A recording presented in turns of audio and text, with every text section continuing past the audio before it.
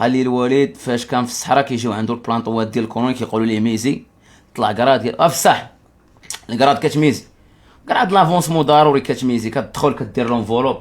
هادشي باقي حتى لدابا باقي هادشي.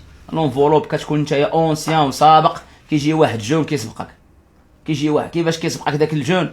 داك الجون كيكون اصلا هو سيرفيس كراطه، بعدا هو سيرفيس كراطه تيكون معروف، تيكون معروف انه سيرفيس كراطه. كيجي كيقرر لافونسمون، كيجي معاه تيكون هو ساكن في شي بلاد فيها الزيت، ولا فيها شنو يقولوا، ولا فيها الباكور، ولا فيها المهم عندهم شي قلوه ديال الفلاحه، عندهم شي قلوه ديال الماكله.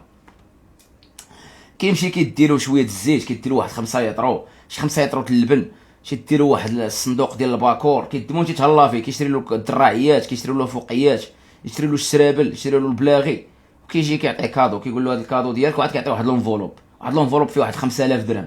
كيقول له الله يجازيك بخير راني واقف على الكراد. تيقول له صافي لاسيان سير مشيني مشتك.